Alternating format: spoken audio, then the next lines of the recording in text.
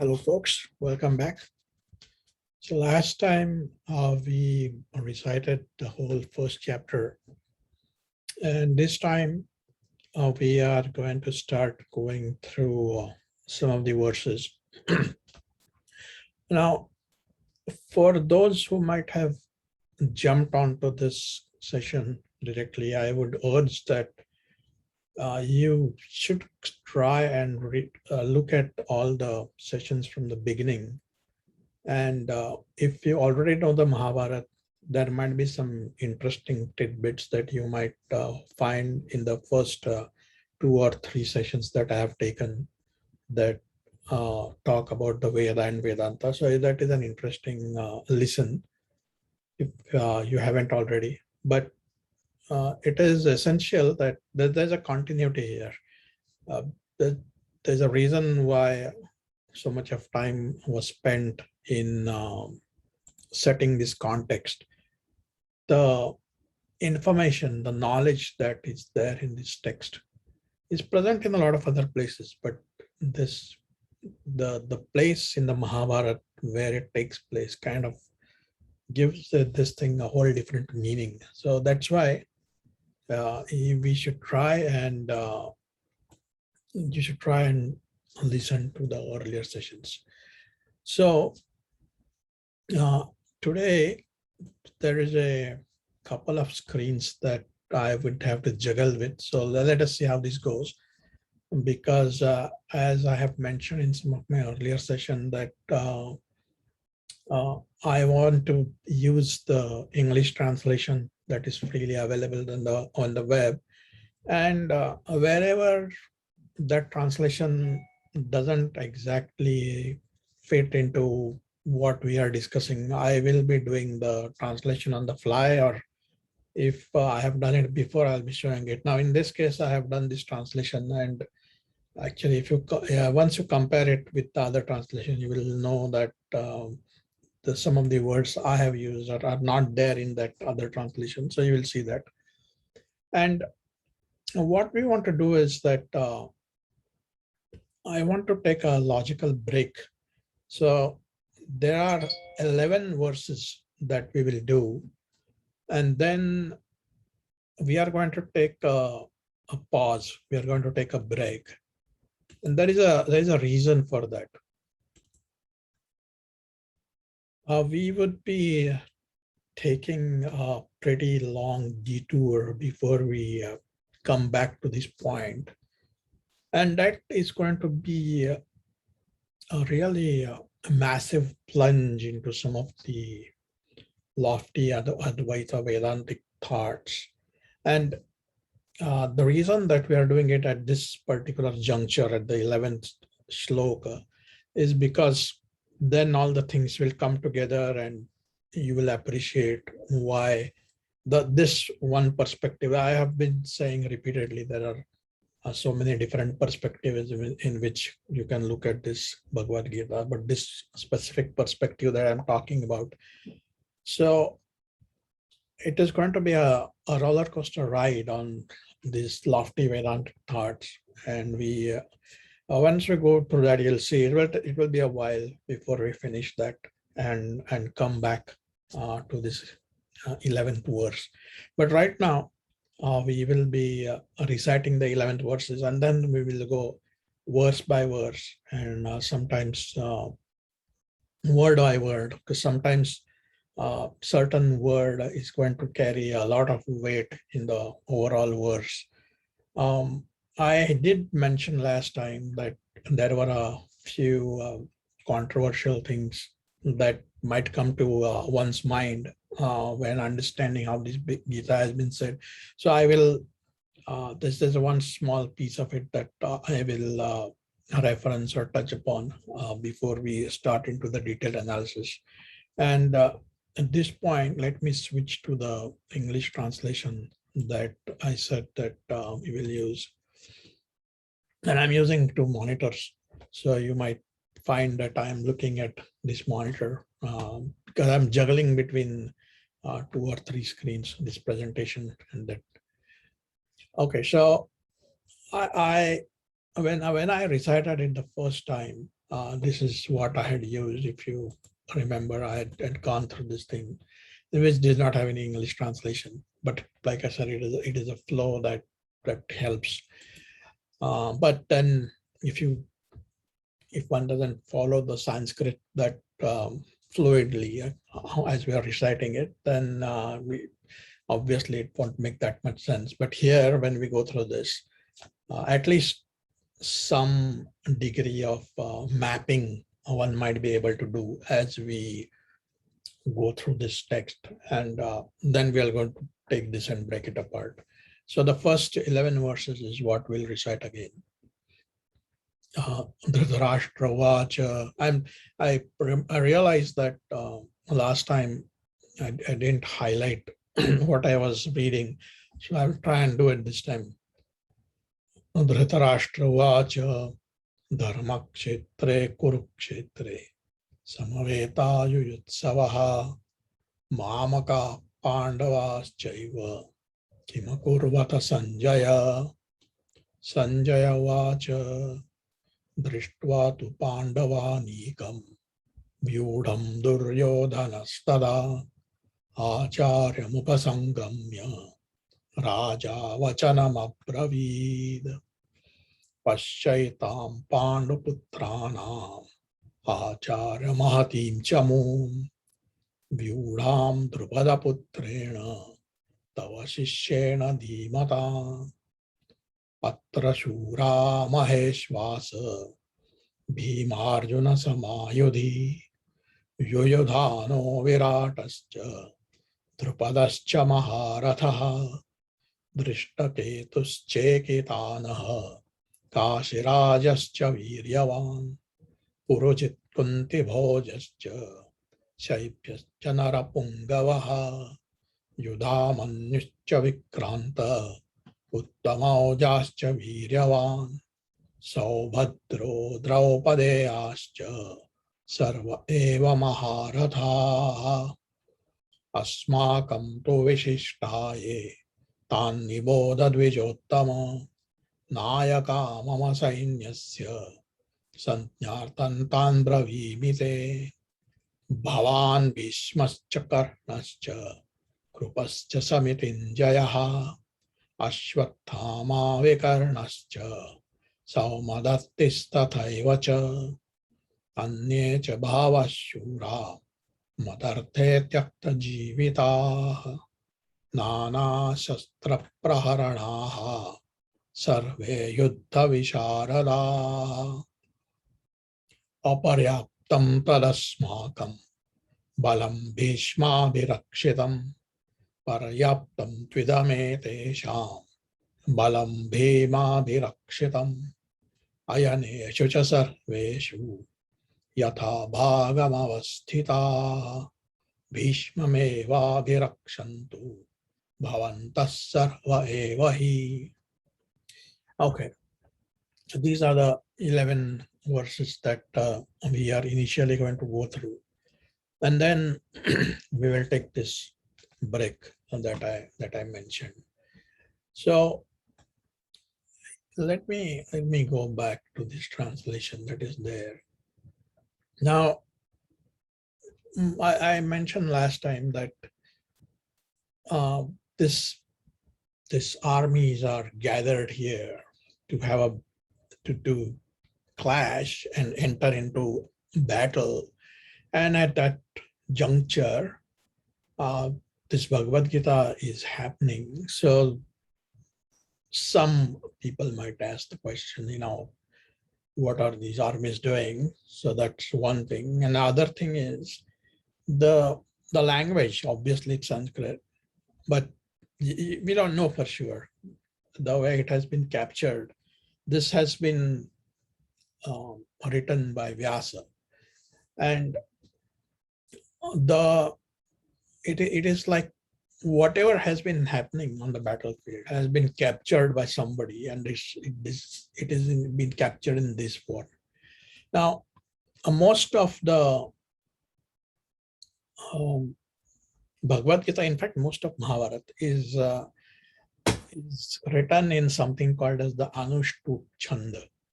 Now, this there is a ton of grammar. We do not want to get into it, but just for kicks, I mean, just to let you know the strict grammar. Well, it's not that strict actually, but there is an adherence to certain rules that have been followed. Now, in addition to all the things that I mentioned, to be able to construct such sentences that adhere to grammar, that it just the question that was raised earlier, it kind of gets amplified.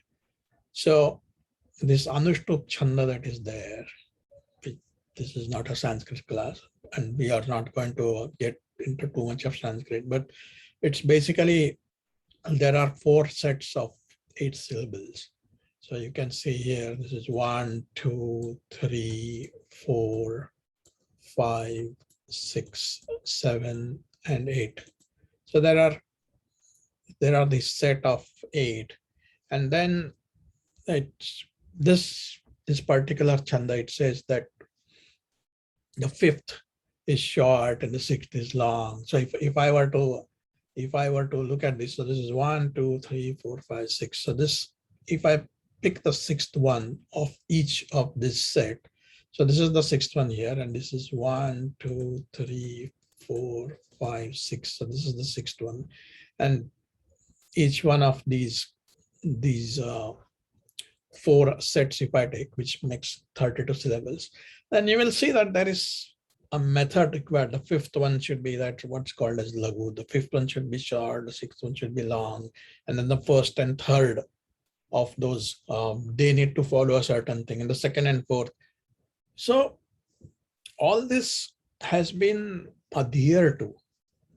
And you can imagine all these 100,000 verses, and out of which this is 700 as a matter of math, as a matter of calculation.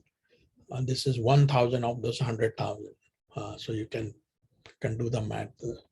But all of these, there are actually not everything is in Anushtup. There's certain places where when there is a need for the poet, the author, to explain something in greater detail, they want to use more words in a sentence. Then they switch over to a different chanda, and then they come back to this. So all this is happening, and we don't care. I mean, it helps us in how we recite it. So it helps us in reciting it in a certain way, and because of that, it helps us in memorizing. Because there's a flow to how the meter that is there. It's called the meter, right? So the meter that is there, there's a flow to that meter. Dharma kshetre kurukshetre samaveta yuyutsavaha. So if you happen to listen to somebody else reciting the Bhagwad Gita, it will be somewhat similar. Who knows if there is something right or wrong? That could be, but our intention is to understand the meat of this thing, the gist of this thing, and then the grammar can go here and there, and we might even not pronounce a few things right. But then again, who is to decide what is right and wrong here? And we don't want, it's a slippery slope. If you get down there, I know of certain people who, when I've seen them read this, and rather than being involved in the subject matter, they will be picking grammatical errors that, this is supposed to be a word. The word before this is a female gender, and therefore this should end in this and that. We don't want to get into that.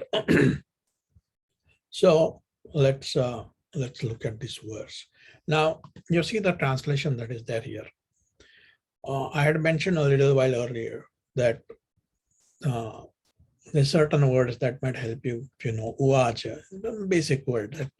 So it says Dhritarashtra uvacha, that means Dhritarashtra said. Then Sanjay uvacha, when Sanjay said, and so on and so forth. This this word, if you come across, there are some small words here and there that if you catch, it just makes it easy to decipher. And I'll show you a couple of words here that you will get an idea of how things get joined and the way you pronounce them changes. So the first sentence over here, which is Dhritarashtra Vacha, it means Dhritarashtra said. It's just like what has been translated here. Fair enough, just very, very basic. So what is just this first word, and we will not be picking at words like this and spend a lot of time as much as we'll be spending on this one word here, especially not in the first chapter of the Bhagwad Gita. The first chapter of the Bhagwad Gita is more a continuation of the story of the Mahabharata. It's kind of blurs the boundary between the end of the Mahabharata, end of that section of the Mahabharata and the start of the Bhagavad Gita. But it has a lot of baggage with it that we are going to look into. So Dhritarashtra it starts out, Dhritarashtra is the blind king. And if you have been following the session so far, you know that Vyas Maharishi had told Dhritarashtra that I will grant you this power of television, which will allow you to see what is happening anywhere, in this case, the battlefield. And he says, no, he says, don't give it to me, give it to my charioteer Sanjaya. And so, because Sanjaya is the one who have this power, he is asking Sanjaya. So this Dhritarashtra Vacha, which says Dhritarashtra said, and then he's going to ask a question to Sanjaya. Now, this question that he's going to ask, this phrase, Dhritarashtra Vacha, in the entire Bhagavad Gita, this is the only time that the word, that this character of Dhritarashtra comes into the picture. Nowhere in the Bhagavad Gita does Dhritarashtra come. This is the only time he speaks. And the reason that there is this battle going on, the very reason all this happens, and Dhritarashtra knows, is him. He is the reason. Dhritarashtra is the reason that this battle is taking place. And he is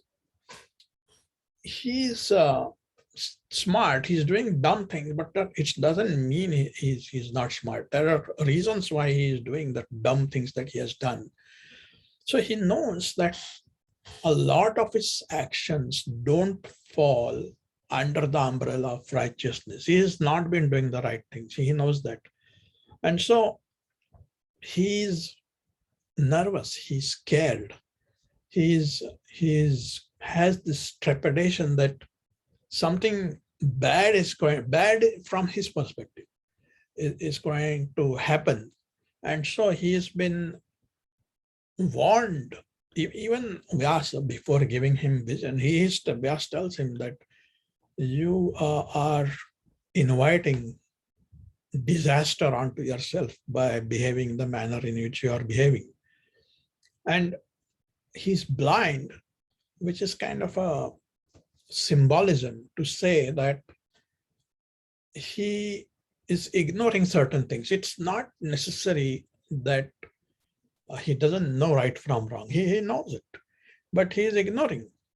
So in the Bhagavad Gita, the author suggests that he is getting nervous. The battle is about to start, and so he is inquiring, but his inquiry is not that straightforward. It is wrapped in this nervousness. So he has done so many wrong things, which he is aware of, because of which this whole thing has precipitated. And now he is virtually certain that defeat is his, but he has got this false hope. And that is one of the things that the Bhagavad Gita is trying to exemplify, that even in such dire straits, there is this false hope that a man has, and it's difficult for him to come out of him. There is an interesting thing that I have mentioned earlier, that Shankaracharya, who is he is kind of a super genius. Anybody who has studied Hinduism, Vedanta, they cannot do that without knowing who Shankaracharya is. He has written commentaries on the Bhagwad Gita and so many Upanishads, and he's like Einstein and Newton and Oscar Wilde and Mark Twain and Mother Teresa, all of this, Socrates, Plato put together, he's like that. So he has got this keen intellect. He's very sharp, and he can write in a very poetic way. So he has put together, I know I'm going a little bit on a tangent, but it's kind of relevant here. So he has put together something called as Bhajagovindam. And it's a very, very nice description of the human life, and several passages of it are worth memorizing. But one particular one that comes to my mind, it says, Agre vanni prishte bhanu, ratrau chubaka samarpita janu, karatala bhiksha tarutala vasa, tadapi na munchati asha pasha. Agre vanni, it means in the front there is fire. Prushthe bhanu, there is scorching sun behind it. This person is in a very bad shape. Ratrau chubaka samarpita janu. So at night, this guy, he's holding his knees together. It's cold, and his chin is touching his knees. That's the picture. At night, so at days he's in a bad situation. At night, this is the situation. Karatala bhiksha, he is living by begging. He needs to beg for food. Darutala vasa, he has no place to live, so he is living under a tree. He doesn't have a house, homeless. But with all this, tadapina munchati asha pasha. Asha is desire, pasha is a net, a snare. So he's caught in this, with all this. So Dhritarashtra, he is hoping against hope that, maybe Duryodhana will win this. There's Krishna, there's Arjuna, there are so many other things on the other side. But he has got this hope that, maybe Duryodhana has got Bhishma on his side, and he has got all these other things. So maybe he'll win. So that's kind of this start of Bhagavad Gita. It starts out with that mindset that a person has. He is caught in a predicament. Sometimes he's aware that he's in this whole web, in this whole net. Sometimes he's not even aware. So we are going to see some of these very interesting things later on as we go through this. So yes, he's a classic case of a man who is burdened with so much of anxiety, and he's asking Sanjay this question, that what is happening in the battlefield. So we'll just see that. So this event, this context that Bhagavad Gita starts out is not that uncommon in real life. We so many times are in a lot of stress because of the things we have done. And then so there's two kinds of stresses. There is a stress when you have done all the things right, you know that you are on the right side of things, and still things have not worked. And then this is a different kind of stress where you know you have done things wrong, and then you have got a stress, and you are desperately trying to rationalize that why you did something and how it is right. So um, this is where it starts. Dhritarashtra, and this first word that is there, Dhritarashtra, Dharmakshetre, Kurukshetre. Very interesting. And I'm spending a lot of time on these words, but and there's a story part on which we may not spend so much of time. But this is a really interesting and very important things that are there. So of all people, Dhritarashtra, so there is a battle going on, his sons with his army, and they're fighting with Pandavas. So he should ask Sanjay, what is happening on the battlefield? Can you tell me? That is what he's really asking. But even before that, the first word he asks is Dharmakshetra. He is not asking. So Dharma Kshetra is made up of two words. There's Dharma, there is Kshetra. So these two words, they come together and make up this one word, Dharma Kshetra. Similarly, this Kuru and this Kshetra, they come together and they form this word, Kurukshetra. So we are just looking at this one word, Dharma Kshetra. And this is where I was telling you that my translation differs from this. This is a word-to-word translation. So what is this translation saying? And that's one other thing that I said to you earlier, that in Sanskrit, because they are using this Anushtup Chanda, because they have to follow these rules, because of the way some of the language constructs are, you will find that some words you have to take out from one context and push them towards the end. So Dhritarashtra was a Dharmakshetra is really like the third word in this shloka. These verses, I should have mentioned this earlier. In the Bhagwad Gita, they are called as shlok. Most of the times in this kind of religious text, we say that we are memorizing shlok, or I'm reciting a shlok. And incidentally, this Anushtup Chanta that I was explaining earlier, which is made up of 8 syllables, and the 5th is short, and the 6th is long, and the 1st and the 3rd, the short, and the 2nd and the those rules that are there. Incidentally, that kind of is synonymous to shlok. So that is why this shlok is said in this certain way. So this word here, Dharmakshetra, it happens to be the third word if you see. But if you see in this translation, it actually is this one, field of law, is how this person is translated. So law is the translation that this person has done. He's saying law. Dharma is law and Kshetra is field. Therefore, he says the field of law. So it's coming towards the end of this the translation.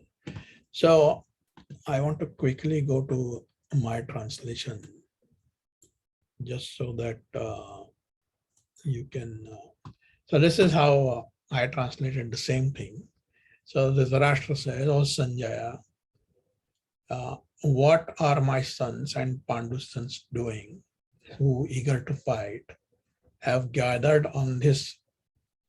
So he has said field of Kurukshetra. He has said field of Kurukshetra, but there is an implied word here, which is battle. So although it said field, there is actually a battle. There is a conflict. There is a strife. There is friction. It's not something plain. It's not like a farm or a field or a domain where things are going okay. No. There's this conflict, there is strife, there's something that's not gelling. It's going to come apart. There's an uneasiness that is there. So when he says dharma kshetra, it's there are two sides and they're not working together. Let me go back to this. I'm doing this, but I hope that let's see how this session goes, and then I might, if this works well, I'll keep continuing to do this. So two words it starts out with, dharma kshetra and kurukshetra. The word dharma is extremely important, and you will find, if you look up its meaning in the dictionary, there are so many meanings of the word dharma. And it means that depending on your context, this word actually can mean different things. So you are debating with yourself if something is right and wrong. That is basically a form of a discussion about dharma. You are going to lie somebody about something, and your conscience tells you that this is not right. You should not be lying. You are cheating somewhere, and somebody says that you should not be cheating. This is dharma. If you are doing something unfair, this is a very straightforward definition of dharma, very obvious. But this is not the only definition. And depending on the context, the meaning can take on different forms. There is this word is also associated with something called as the swabhava, or swabhava means the characteristic. So what does that mean?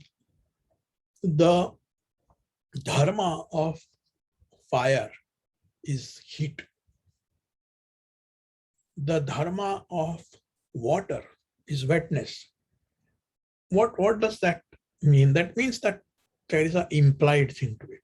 You cannot think of fire without heat. You cannot think of water without its wetness, or of a snake and wriggling motion. It just they come together. That is a kind of dharma. Sometimes dharma would be that regardless of what is being done right now, because of the end justifies the means, you are still following dharma, and it gets very blurry, all these things. Now, some of you might know there is another great epic called Ramayana in the Hinduism, along with Mahabharata is much bigger, it came later. But in Ramayana, it's not exactly that clean, but the characters are black and white mostly. In Mahabharata, this confusion, this conundrum that man faces, he time and again is made to face this situation where it's not easy for him to know what is dharma and what is adharma. You want to, there is somebody who is not well, and you want to take him to the doctor, to the hospital. So you put him in your car and you're driving, and the light turns red. It was green, but before you got there, it turned red. And you break that light. The law says that you cannot drive when it's red, but you go through. Now, is that dharma or adharma? You are trying to save this guy, and you don't care. You are saying, I will pay the fine. if the police catch me, even if the cop starts chasing my car, I'm not going to stop. I'll keep driving, and then I will explain to the cop at that time, this is what has happened. If you want to charge me, do whatever fine I'll pay. So you see, it's not that black and white. Life isn't. There will be very rare cases where you would be able to say that this is correct and that is not correct. Because anything that you see, once you switch the lenses that which you are using to look at it, it changes the meaning. Is there something absolute? My existence is paramount to me. If I will do good to the world when I get a chance, and I'm starving. If I survive today, I will help somebody, but my family needs help, and so I go and steal something from a shop. For me, I am going to rationalize it. Rationalize is a very interesting word in English. It means that you are using logic and rational reason to justify something which is apparently wrong. So that's rationalization. But you come up with some rationalization. Some things are blatantly wrong. There is this looming question that is always there on this Mahabharata. How does it justify to enter into battle for Arjun or anybody else who is practicing religion, where this religion claims that ahimsa is the main thing that man should do, that is non-violence. So this is dharma. And Dhritarashtra is somehow, he's hinting, he's trying to hide behind this word, but he is aware that he has done some blunders. He has made mistakes and there are consequences. So he begins with this mention that what is happening in Dharma Kshetra. The way Mahabharata and Bhagwad Gita has come about, it is not random. There are lots of people who have put in lots of thought. There have been a lot of refinement. The Mahabharata has gone through several editions, and there are families, there are scholars. So they have topics which they mastered. They were masters of that. They were authorities on topics. And because of the complexity of the topic, that they knew, because they were masters of it. So they knew that it's like somebody does a PhD in psychology and he is using some terms or using some concepts and he's trying to explain to a layman. He's not going to understand. So you dumb it down. You bring it down to a story. And then if you are that keen, if you are that expert in your subject matter, the sentences you speak, even very casually, when this person says something, there's a lot of weight. His sentence is, if Einstein says some sentence that is physics related, it will carry a lot of weight. And if he's going to put some thought to it, if he's going to think, he thinks for 3 days, 4 days, then he writes something. Each word has got a lot of weight. And so this sentences, this shloka, these verses that you see here, they each word has a lot of weight behind it. It's not simply, this word looks better or here or not even that much, just looks like it will fit the meter. Of course, the meter is followed. But why Dharma Kshetra is before Kurukshetra? That it matters. because somebody has taken the effort, somebody has taken the pain to put it in the way that it is. So it will spill the gravity, the magnitude of importance of the concept that they are trying to communicate to us. So Dhritarashtra, starting out with this phrase, Dharmakshetra, is important. This whole battle of Mahabharata, this whole 100,000 verses that revolve around this Dharma. What is Dharma? When is it right? Does it change? Now here, Dhritarashtra is kind of using it as a shield.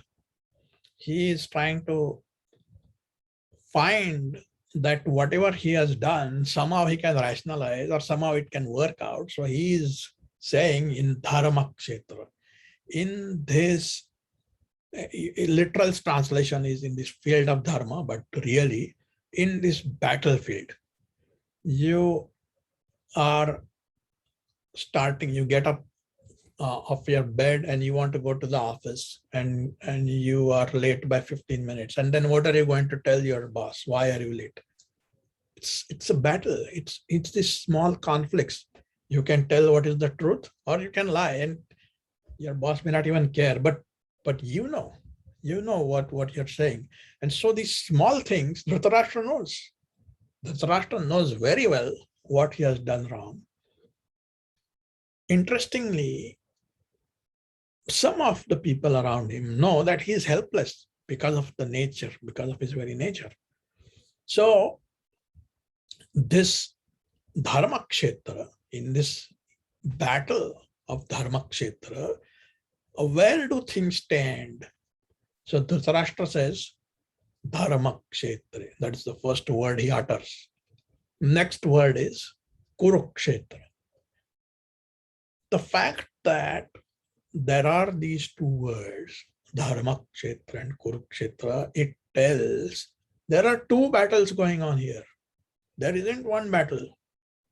There is the battle that is on the field where there are soldiers who are going to fight with their weapons, with their bows and arrows and spears and whatnot. But there is also an inner battle going on in your head. There are two crises going on here. There is a spiritual crisis. There is an emotional crisis.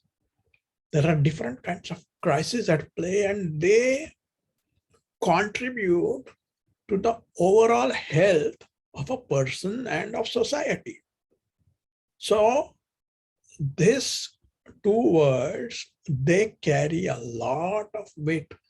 Even the beginning, this is the first line in the Mahabharata, and it carries a ton of weight. If you were to look at the Upanishads, this Bhagwad Gita is based on an Upanishad. It will mention these things here and there. There will be some point of deliberation, but not to this extent. This just sits smack in the middle of this conflict. So two battles, Dharma Kshetra, Kurukshetra. So he says that in this battle of Dharma Kshetra and Kurukshetra, who is there? Who is there in this battle? He's not asking the question, but his question is that in this battle of Dharma Kshetra, Kurukshetra, where my sons and the Pandava's sons and Pandu's sons, which is Pandavas, what are they doing? So if I were to break this up, Dharma Kshetra, like I said, it's the field of Dharma, the battle of Dharma, Kurukshetra, which is the field of Kuru, the battlefield of Kuru. There is actually a place in India called Kurukshetra, and there are some historical you might be able to trace some historical relevance, that some such battle really took place. Samaveta Yutsavaha. Samaveta is gathered on this battle. Yuyutsava, desire. Yuyutsava is kind of a derived word. Yuddha is battle. Yuyutsava is eager to battle, desirous, who desire to fight, who desire to have a battle. So in Dharmakshetra, Kurukshetra, gathered, desired to battle, Mamaka, mine. Mamaka is mine. Pandava. Pandava is the son of Pandu, which is the sons of Pandu. They are Pandava. Now this one is really, there are three words. There is the word cha, which stands for and then eva, indeed, eva. So it says, Mamaka Pandavas, my sons and Pandavas son. This again is two words joined. So this is Kima and Akurvata. So they joined together, and Kima Kurvata Sanjaya. So Sanjaya is, Dhritarashtra is asking Sanjay. We are very close to actually finishing up our time here. But let me just finish this one thing, and then I'll take. I wanted to show you the genealogy tree, so you know who are the guys fighting. For those who cannot, there are so many characters in Mahabharata that it's easy to get lost. Who is whose father and who is fighting with whom. So I have a small genealogy chart that I will show you next time. But to come back to this, so Dhritarashtra asks, Dhritarashtra says, well, it asks really because it's a question. Dharmakshetra, in this battle of Dharma, in this battlefield of Kurukshetra, gathered Samaveta, desirous of battle, mine and Pandavas, my Pandu sons, Kimakurvata, what are they doing? Oh Sanjaya. So that is the translation here. Dhritarashtra said, when my troops, the sons of Pandu, eager to fight, were arrayed, I don't know why he's using past tense, on the Kuru field, the field of law, what did they do? So Dhritarashtra is asking a very loaded question.